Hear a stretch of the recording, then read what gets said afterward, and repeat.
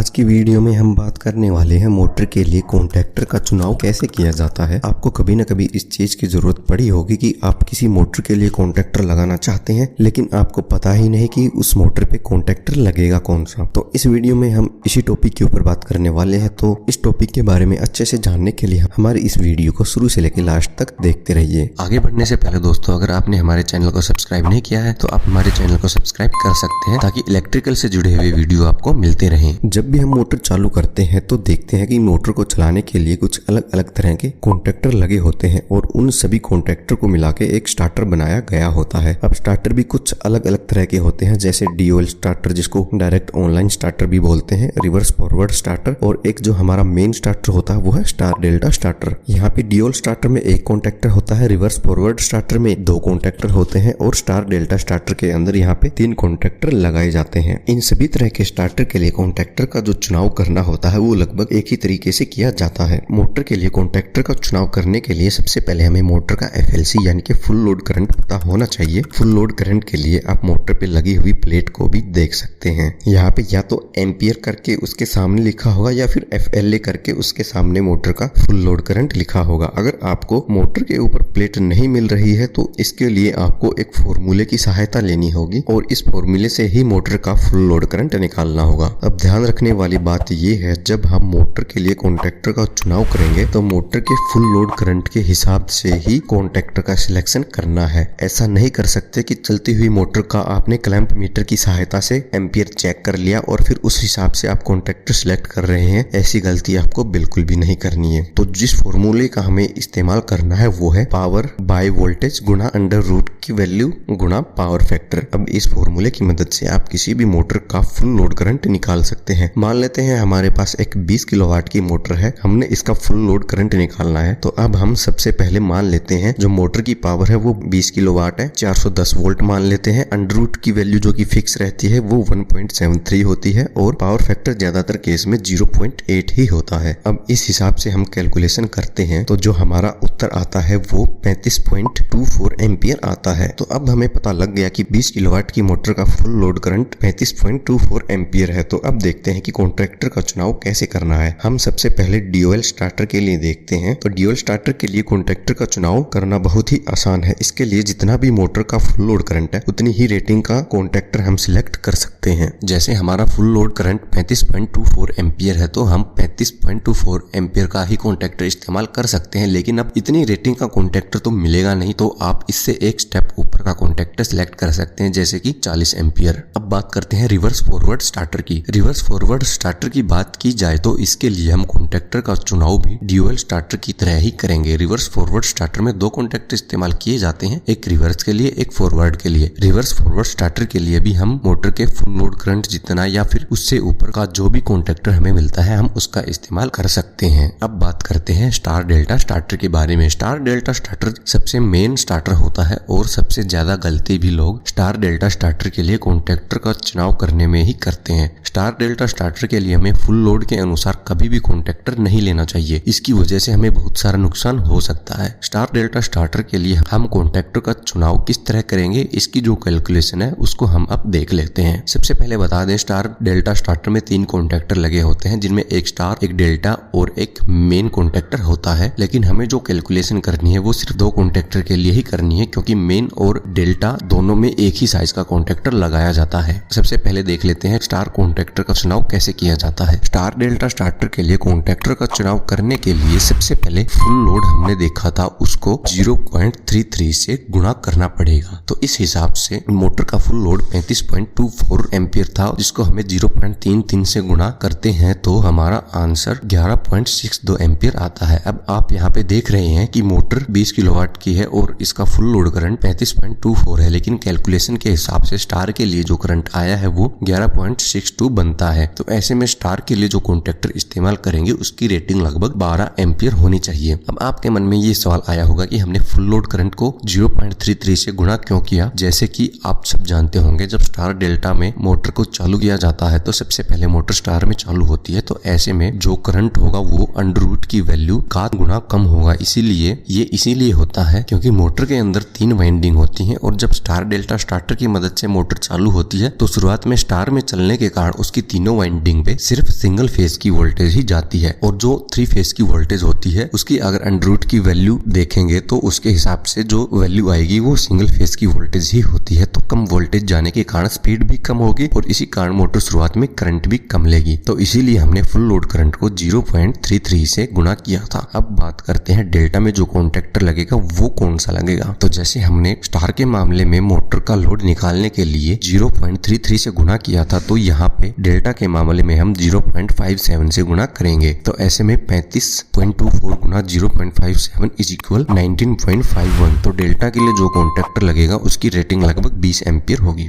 अब आपके मन में फिर से सवाल आएगा कि हमने यहाँ 0.57 से ही गुणा क्यों किया। तो आपको बता दें, इलेक्ट्रिकल में वोल्टेज के लिए जो भी कैलकुलेशन होती है उनमें लगभग हर जगह अंडर रूट की वैल्यू का इस्तेमाल किया जाता है। तो जब मोटर डेल्टा में चलती है तो उसकी हर एक वाइंडिंग पे 2-2 फेज जाते हैं, लेकिन जब हम एम्पियर चेक करते हैं तो वो हमें सिर्फ एक फेज का ही करना होता है। इसीलिए जो इसकी कैलकुलेशन होती है अंडर रूट की वैल्यू से गुणा करके ही हमें सिंगल फेज की वोल्टेज या एम्पियर मिलता है। तो ऐसे में अगर हम एक को अंडर रूट की वैल्यू से भाग करेंगे तो हमें जो वैल्यू मिलती है वो 0.57 ही मिलती है। तो ऐसे में हम मोटर के फुल लोड करंट को 0.57 से ही मल्टीप्लाई करेंगे, तब जाके हमें डेल्टा के कॉन्टैक्टर की रेटिंग पता लगेगी। तो उम्मीद है आपको ये टॉपिक समझ में आ गया होगा। अगर इससे जुड़ा आपका कोई भी सवाल है तो आप हमें कमेंट में पूछ सकते हैं। इससे अलग अगर आप ये जानना चाहते हैं कि मोटर के लिए कैपेसिटर का सिलेक्शन कैसे किया जाता है तो इसके लिए आप हमारी राइट वाली वीडियो देख सकते हैं। और अगर आप ये जानना चाहते हैं कि 3 फेज की मोटर को सिंगल फेज से कैसे चला सकते हैं तो इसके लिए आप हमारी लेफ्ट वाली वीडियो देख सकते हैं।